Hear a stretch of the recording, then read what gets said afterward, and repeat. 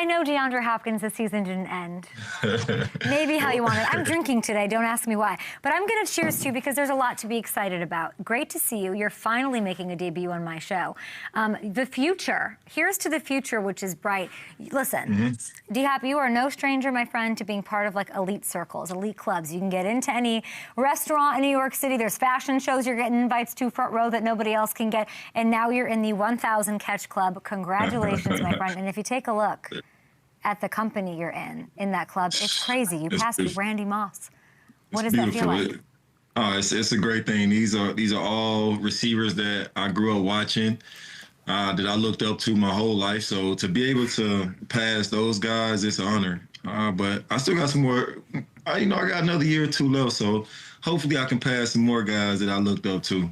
Tell me what you feel about that. You just heard that nerd, Chris Sims, say you're not a number one. What's the ideal role for you? Like, what does it look like, your ideal role in the NFL? My ideal role is to be in a situation where I can still be that go-to guy when needed. I know what I can do. I know the matchups I can win. Obviously being in, year 13, year 14, you kind of get a bad rep as being an older receiver. But if you look in the playoffs, look at the guys who 100%. Are out there making plays, Cooper Kupp, Devontae Adams. Obviously you got the JXs, and those guys. But when teams need plays, it seems like the same story. They go to those reliable receivers that have been doing it for a while. And for myself, of course, I know that, I'm not going out getting a 4 or 5 year contract. So, it really doesn't make sense for me to think I'm going to go into a team situation being the #1 receiver. And that's not something I want to do or want to be in. But I do know that I can go out and win against the #1 DB like I have, for years continuously. I was watching Devontae last night and Cooper Kupp, and I thought of you just knowing that you're coming on the show. Like, that's the role, the trusted guy. And every time you make a highlight catch, every time you're on the field, every time you're giving an opportunity, it is like highlight reel catch after highlight reel catch. And I'm looking at this and like, you averaged 15 yards a catch, D-Hop, this year. That your highest in over a decade. That was unbelievable. Your touchdown against the Bills to start the season, insane. I hope we have this. Do we have this? Incredible hands, body control. First catch as a Raven. Walk me through this play.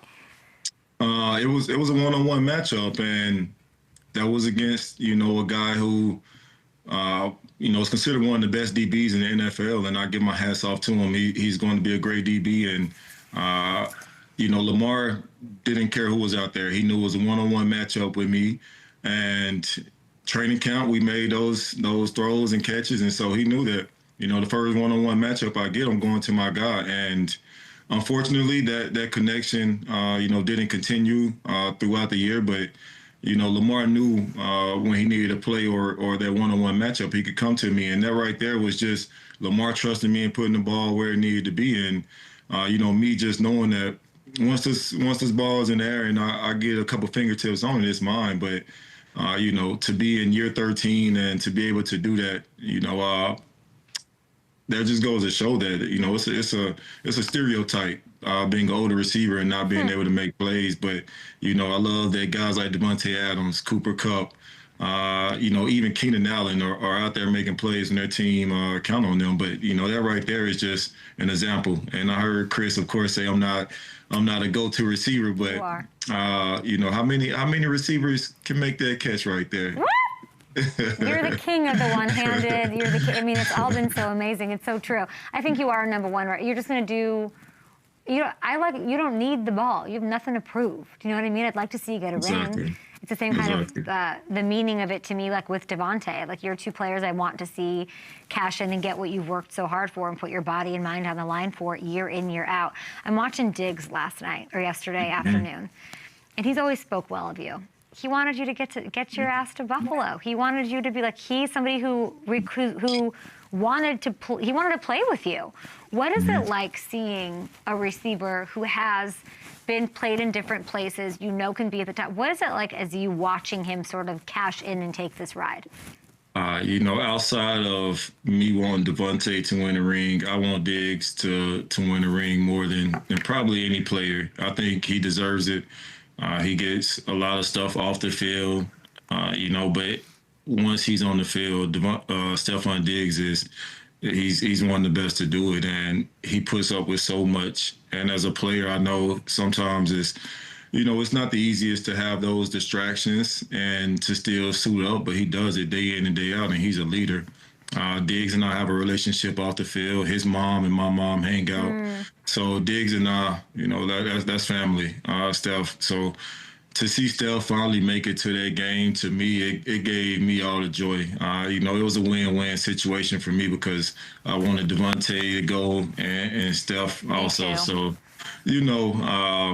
it is what it is. But to see Steph finally get a chance to go and play for something, like he said, I was watching his interviews. People counted him out. People thought that he was washed up, especially after leaving a place like Buffalo, who is a tough crowd.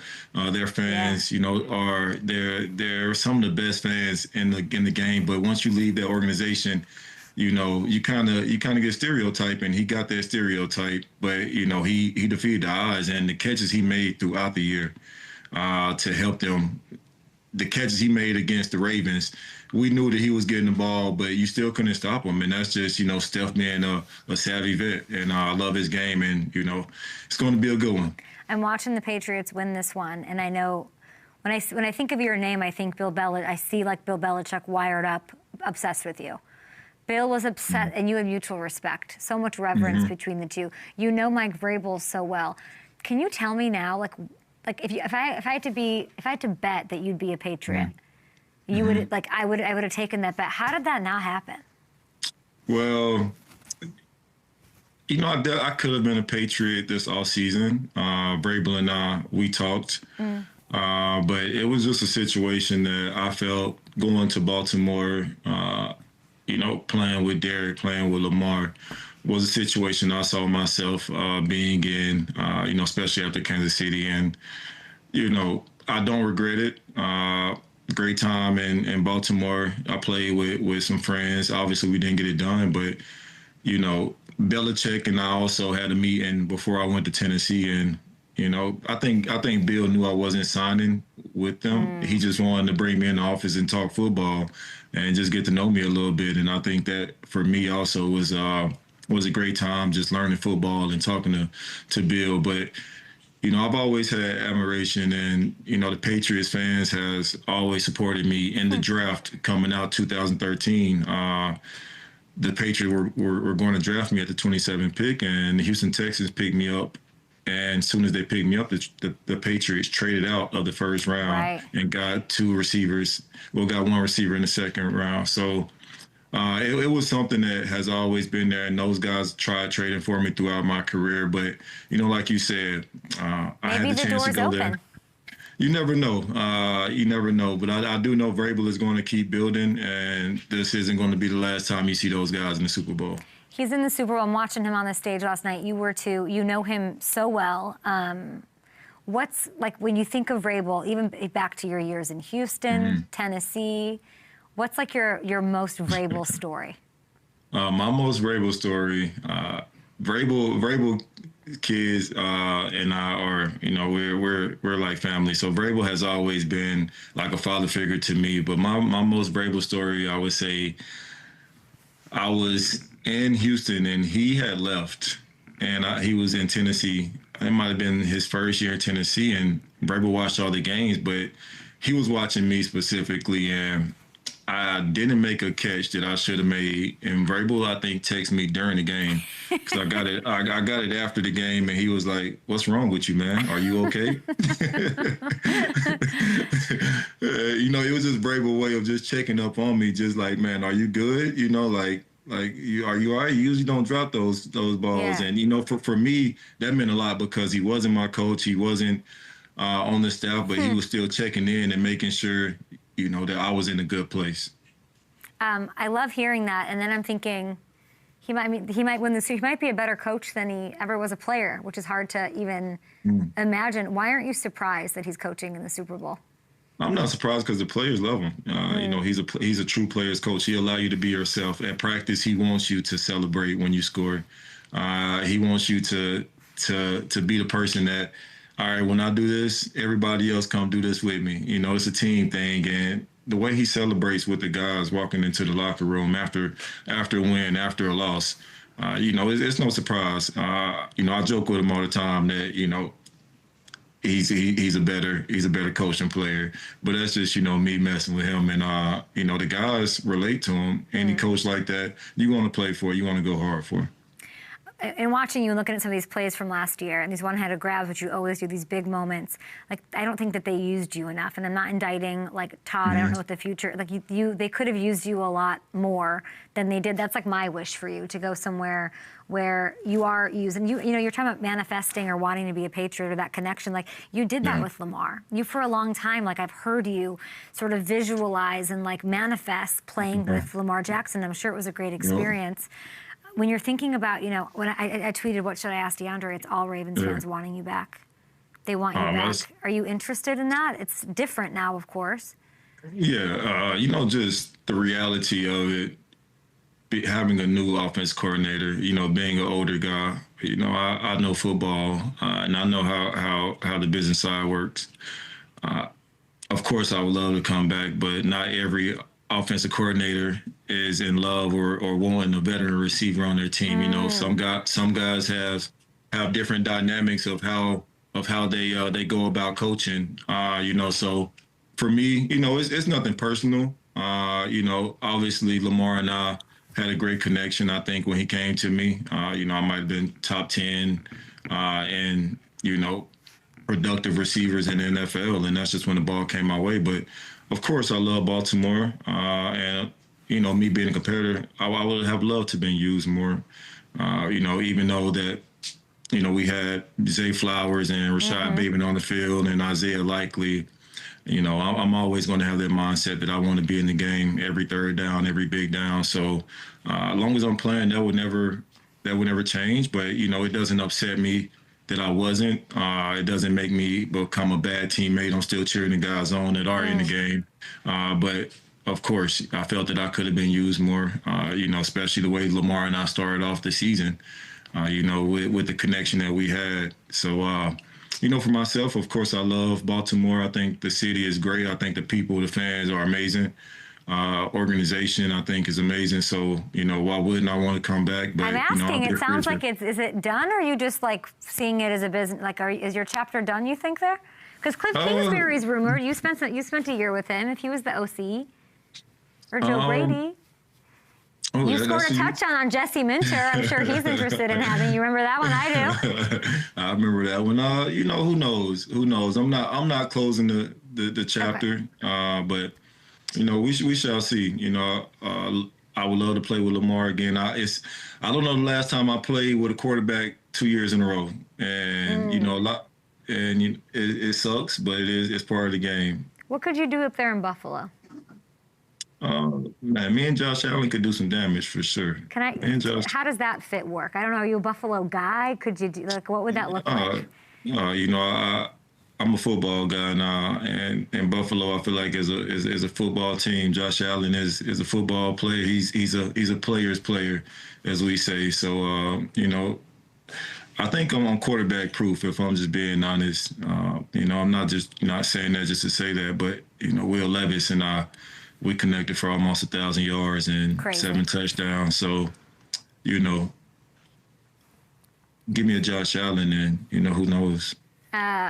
I would love to see that happen.